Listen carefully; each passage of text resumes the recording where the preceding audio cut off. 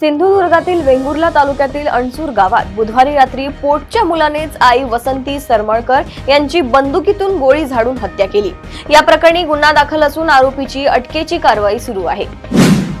राज्यात महापालिका निवडणुकीसाठी मतदान सुरू असताना मीरा रोड प्रभाग क्रमांक 20 मधील शांतीनगर प्री प्रायमरी शाळेत आचारसंहितेचा भंग झाल्याचा प्रकार उघडकीस आलाय। भाजप उमेदवारांच्या पोलिंग एजंटांनी नावे असलेली बॅच लावून मतदान केंद्रात उपस्थिती लावल्याने कारवाईची तयारी करण्यात आली आहे। महाराष्ट्र, तेलंगणा आणि कर्नाटकात अपेक्षेपेक्षा अधिक उत्पादन झाल्याने कॉटन असोसिएशन ऑफ इंडियाने 2025 ते 26 हंगामासाठी कापूस उत्पादनाचा अंदाज 7.50 लाख गाठींनी वाढवून 317 लाख गाठींवर नेला आहे। जिल्हा परिषद व पंचायत समिती निवडणुकांच्या पार्श्वभूमीवर राष्ट्रवादी काँग्रेस शरद पवार पक्षाचे प्रदेश उपाध्यक्ष व माजी आमदार रमेश कदम यांनी पक्षाचा राजीनामा दिलाय। आश्वासने न पाळल्याने आणि एकाकी पाडल्याचा आरोप करत त्यांनी प्रदेशाध्यक्षांकडे राजीनामा सोपवलाय।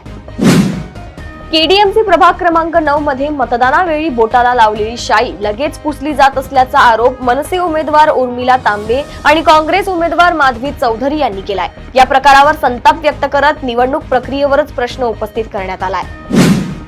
शेतकऱ्यांना फेब्रुवारी महिन्यात 2000 रुपयांचा हप्ता थेट खात्यात जमा होणार आहे। केंद्र व राज्य सरकारच्या योजनेअंतर्गत हा लाभ देण्यात येणार असल्याची माहिती समोर आली आहे। नाशिकच्या पंचवटी पोलीस ठाण्यात शिंदेच्या शिवसेनेचे उमेदवार कमलेश बोडके यांच्यासह 9 जणांविरोधात अपहरणाचा गुन्हा दाखल झालाय। विरोधात प्रचार केल्याने मनोज मुंडावरे यांचे घरातून कारमध्ये अपहरण केल्याचा आरोप असून पोलीस तपास सुरू आहे। पुण्यात अभिनेते सुबोध भावे यांनी मतदानाचा हक्क बजावत नागरिकांना मतदान करण्याचे आवाहन केले।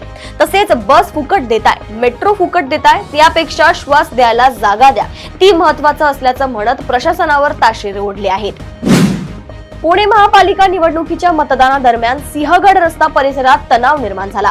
प्रभाग क्रमांक 33, 34 व 35 मध्ये शाई पुसली जात असल्याच्या तक्रारी असून धायरीतील मतदान केंद्रावर शाई पुसण्याचा प्रयत्न करणाऱ्या व्यक्तीला पकडून मारहाण झाल्याची घटना घडली आहे।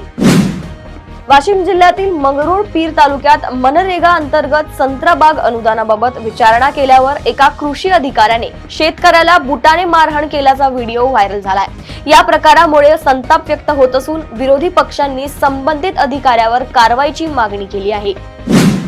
प्रदेशातील अशाच टॉप 10 बातम्या मी साक्षी आपल्यापर्यंत पोहोचवत राहणार। तोपर्यंत बघत रहा देशोन्नती। नमस्कार।